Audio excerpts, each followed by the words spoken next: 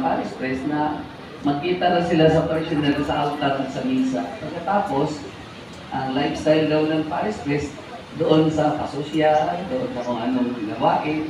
So hindi niya napunahan isa-isa, hindi niya mamanage isa-isa. Pag may mga teaching, may hindi niya kasi napaiba siya. Kaya nga, ang mga obispo na ang nagturo sa aming mga pare na kailangan your smell will be the same with the smell of your members. Yun, ang ibig sabihin niya. Kaya nga pumunta, i-reach out. So ako bilang shepherd na kaatas ko, Visayas area ko, kasama sa ng Bohol, Cebu, Bacolod, Iloilo. Kaya nga, mamimili talaga ako. Tatawag talaga ako dito nila, Sister Imalin. In 3 months, pupunta ako dyan, dadalaw ako, magbisita ako dyan. Para naman makita ko, marinig kayo, magkita-kita tayo, at magampanan ang aking role makapagturo. Alam ko naman, Brother Mar, Sister Emery is capable also of teaching. Sila nga yung mga komito na nandito lang sa inyo araw-gabi. Kasama ninyo weekly, no, monthly. Ako, nasa Bohol ng days. Tapos pupuntahan ko kayong maiba. Kumusta ang Immaculate Conception Servant Communities? Kumusta po kayo?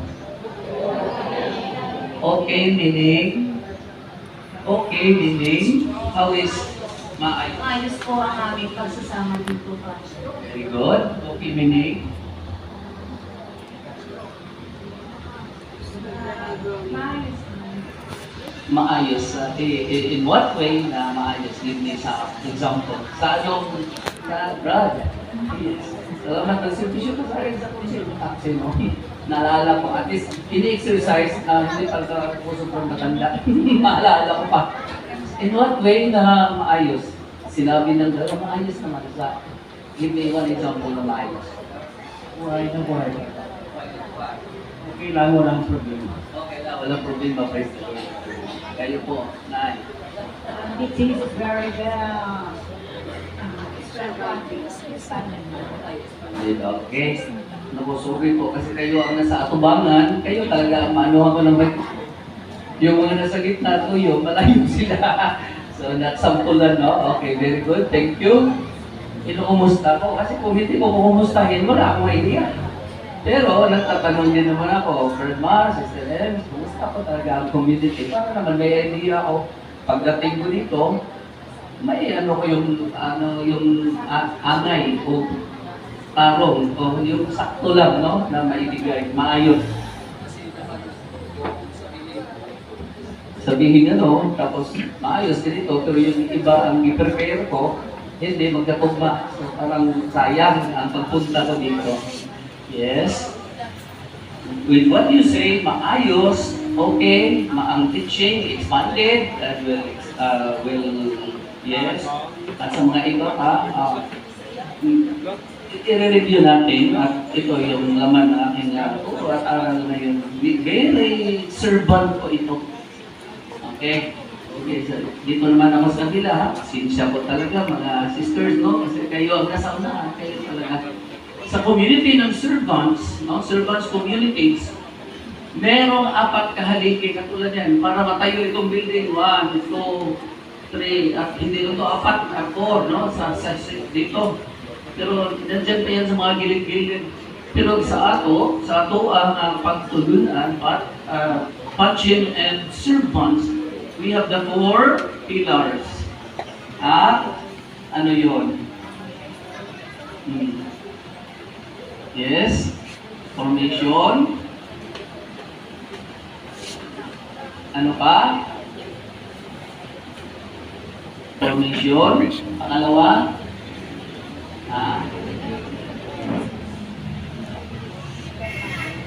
Allah, sabi nga nila dito, maayos naman, okay naman. Nireview ko lang. Usapa sa upat, usapa ang inyong hatag. Sige, napaitulong. Ano sa tunga, di ayaw dugo-dugo. Isa man upat kahaligi, Brad. Okay, kisi Brad. Prayer reading is activity na sa cell. Upat yung Formation. kahaligi. Sige, please. Commission, Ha? cell meeting. Kalihutan niya ko na sa formation. Cell meeting. Ang sige na, kanda. Usapa. Cell meeting. Upat kahaligi nga mo barog kita nga silpan. Silpans din eh. Kinahanglan nakahibalo mo ani. Kaya kung dili, mao ka na. Sige, pillar. Four pillars. Four pillars, One is oh. formation. Kuha Nauna na siya ng kayo. tap na cell meeting. Hindi na siya. Again, is an activity para sa formation. Oh. Prayer meeting is an activity para na matubo kita sa Para sa pagkain, cell meeting, pagpasalamat sa samba sa Diyos. Cell meeting.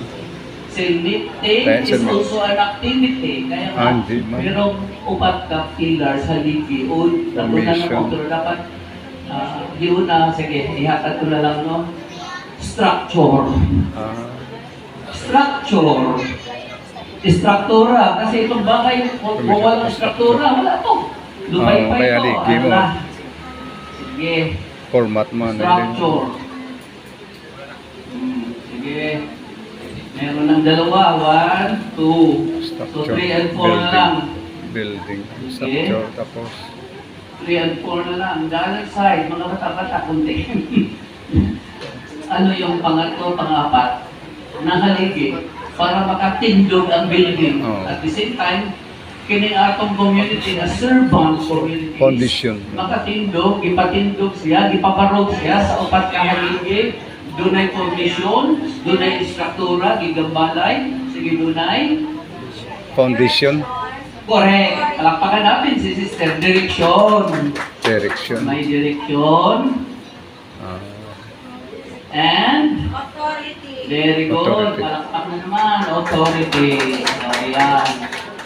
Merong authority. Yun. Diyan na ako iikot. Yun na. At least, na ano na no? Na iyon ang upat kahaligi sa pagpanday ni Father Polinar ni ining mga charismatic. The whole Philippines may charismatic. Luzon, Visayas. If you answer me heaven, that is universal direction. Heaven talaga, Diyos talaga, di ba? Pero para dito, nasa lupa kita eh. Nasa lupa pa tayo. Para ma-attain natin ang direksyon na ito, kailangan visible, tangible, malinaw na direksyon kasi lahat naman naghahangad ng langit. Wala namang tao na matino ang isip pag tinatanong mo, Francis, gusto mo makapasok sa langit at sabihin niya, ayoko ng langit. Gusto ko lang impyerno. Wala. Wala pa akong nakitang tao niyan. Tayong lahat, sinner or saints, nangarap sa langit. So para ma-attend natin yung langit, Diyos, pero dito sa lupa, kailangan ng community. So ang may patutunguhan tayo, yung direction. Sige, ibibigay ko na muna. At please, huwag nyo nang kalimutan, no? Our direction, yung klarong patutunguhan kasi mga iba-ibang grupo, iba-ibang buwan, walang klarong patutunguhan, mawala lang din talaga sila lilipad sa ere, manlulubog sa lupa. Ihampas sa hangin, mawala dahil walang klarong patutunguhan.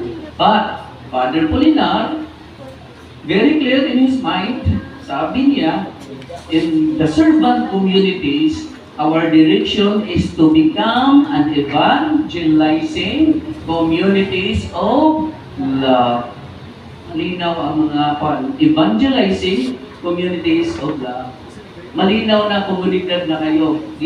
Gihaguan na, nagbudlay na si Brother Mario and Sister Emeline, ang mga ibang elders pa nung sa una. Pag mga membro pa, komunidad na kayo, grupo na kayo. Sasabihin na rin natin, pamilya na kayo spiritual, di ba? We are a spiritual family. Your parish is also your big spiritual family. Yun talaga. And then, dahil hindi nga kaya ni parish priest, hindi kaya ng mga ma-assign dyan, kasi after 5 years, lipat naman siya, di ba? So, paiba-iba. Kaya nga, swerte kayo at may isang founder, Father Polinar, na nagpupursige na I will, if you accept me as your founder coordinator, I will provide you with all the ways and means, mga pamamaraan. Kaya magiging servant kayo para magiging spiritual family din kayo. So, komunidad na kayo, grupo, pamilya, Question, nagmamahalan na ba? Sagot. Sagutin nyo lang may conviction. Yes, Father! Ayun, hindi yung alangan nila. Nagmamahalan na. Kasi sabi ni Father, community of love tayo. Alata naman mo rin. Kita naman rin. You don't have to expound it to me. I can sense and I can say na nagmamahalan talaga ang community ito. So, community of love. Now, the next follow-up. Nag-evangelize na ba? Nag-evangelize na? Yes. So, kailangan natin ng mga evangelizer. As you know, the founder, Brother Mario, is in his senior years. And of course, the other. Kailangan natin ng evangelizer at hindi tayo maghahagulat sa iba. Andito, tamo.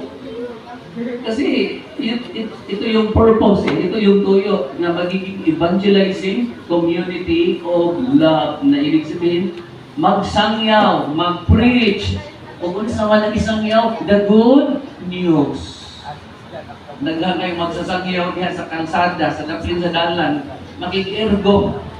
Tapoy na makikirgo, okay naman po, kung barugan nyo na ito, faith, defender, okay din yan, pero dinhi sa kay Father Culinar, hindi ganong makikirgo, makikdebate sa atin kapag may ituro, i-assimilate, kaunon mo, usapon mo, kaunon mo, tunlon mo, magiging parte ang teaching sa iyo, magiging buhay ka, dahil ang pinapakati ni Father sa atin sa formation, salita sa Diyos, pulong sa Diyos, pagmamahalan, pag-ibig at communitarian niya, kaya ang magiging epekto dito sa inyo, and magiging evangelizing community of love. Yun